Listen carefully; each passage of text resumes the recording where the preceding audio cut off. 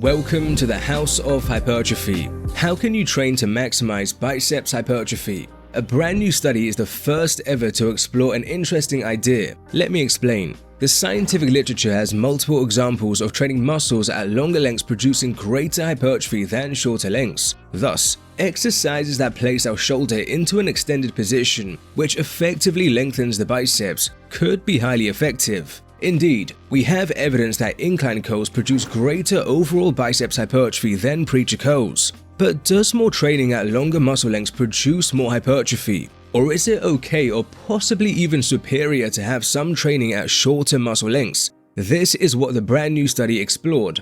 Let's dive in.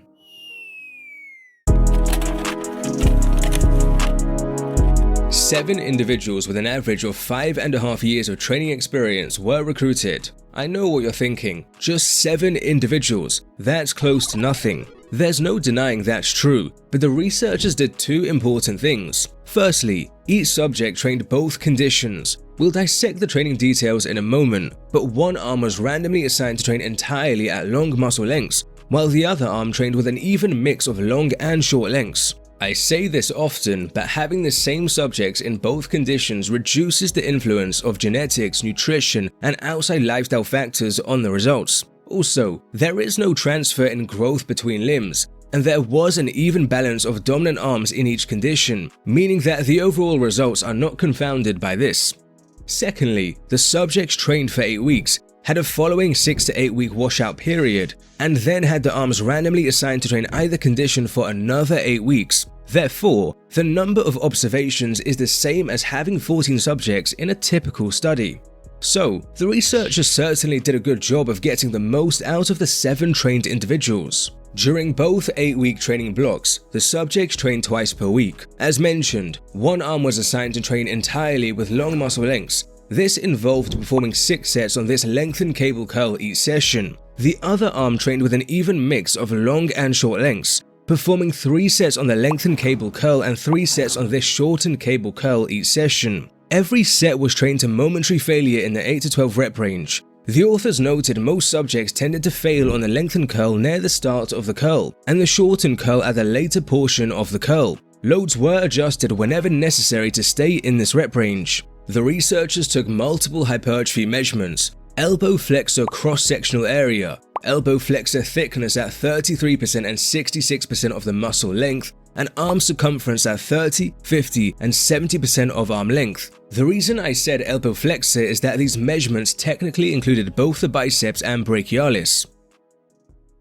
Both conditions meaningfully increased elbow flexor cross-sectional area, with the gains tending to be better for the long condition. However, the difference between groups did not exceed the region of practical equivalence, which was defined by the typical measurement error, leading the authors to classify this as no difference. Both conditions numerically increased elbow flexor thickness at both regions, but the growth wasn't considered meaningful as the increases did not exceed the region of practical equivalence. From this, it's unsurprising there was no differences between the conditions for changes in thickness. This might confuse some of you. How come cross-sectional area meaningfully increased for both groups while muscle thickness did not? It could be because the thickness measurements were just measured at 2 regions, measurement error, or because the researchers' method for measuring thickness was novel and hasn't yet been validated.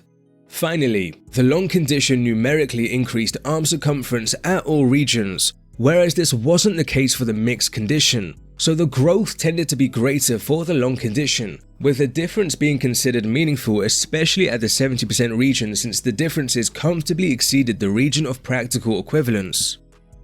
So what do these findings tell us? Allow me to present 2 ways you could interpret these findings. The first perspective says we cannot say there was a difference between conditions. This is because although cross-sectional area increases favored the long condition, the difference was not large enough to exceed the typical measurement error. And although the arm circumference gains favored the long condition, circumference is simply a far more imprecise estimate of growth than muscle cross-sectional area or thickness, so the circumference result should be taken with a grain of salt. The second perspective is closer to saying the long condition grew more because of the trends in cross-sectional area and circumference results. To further strengthen this, you could point out that although the researchers took steps to get the most out of the 7 subjects, it's still underpowered. We're also not talking about a program entirely with long-length exercises versus short-length exercises, rather long versus mixed training. So the differences in the training program were modest,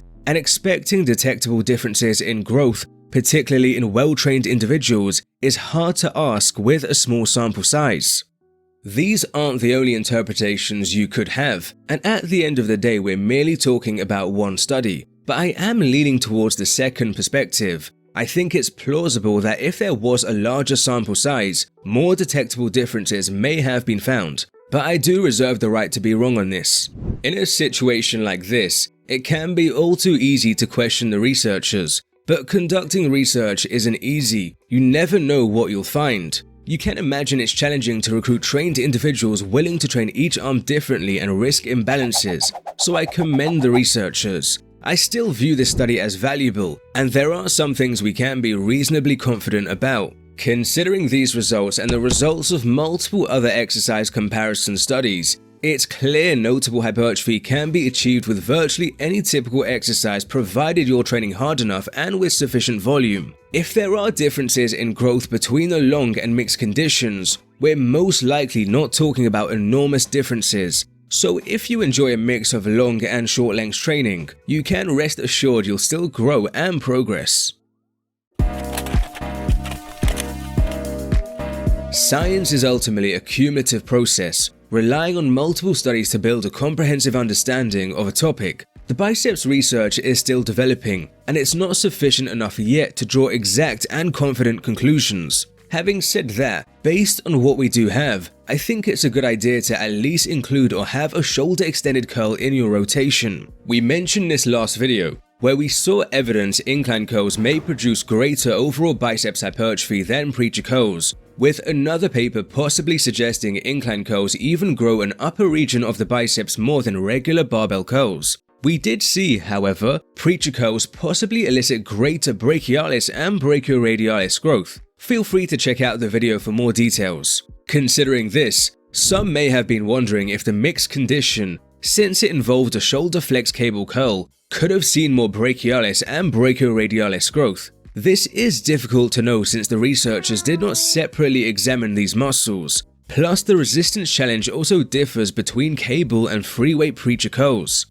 As time goes by, we'll get more research comparing various exercises. It will be interesting to see comparisons on shoulder extended cable and incline curls, as well as more comparisons involving the standard barbell curl and other variations. We will be updating you at the House of Hypertrophy whenever new data comes along, but right now, there's not much else that can be said. If you're not a fan of any shoulder extended curls, or if you enjoy a mixture of different curl variations in your program, that's more than fine and I would not stress at all. You're absolutely still going to make gains. If you're looking for an exceedingly effective customized muscle building program, our exceptionally rated partner, the Alpha Progression app, can help you. No other app gets close to creating personalized programs as comprehensive and well-rounded. Input key details, such as what equipment you have, if you want to emphasize some muscles more than others, and how often and how long you're able to train for. This generally takes less than a minute. The training philosophy is based on the latest scientific literature, but further customizations can easily be done. Reorder, swap out, remove, or add exercises. Change any training variable or add things such as supersets. During workouts, there's a built-in warm-up set calculator and rest interval timer. Track each set with the app, and the app also provides progressive overload recommendations to assist you. And there's a nice workout summary at the end. Of course, the app automatically logs and displays your progression across time. If you're unsure about exercise technique, there are straightforward video and text instructions on over 600 exercises. The reviews from tens of thousands is a testament to its exceptional quality, but we would love to know what you think. The link in the comments and description gives you a free 2-week trial plus 20% off a subscription if you do continue. Thank you for making it to the end. Feel free to check out another one of the videos at the House of Hypertrophy.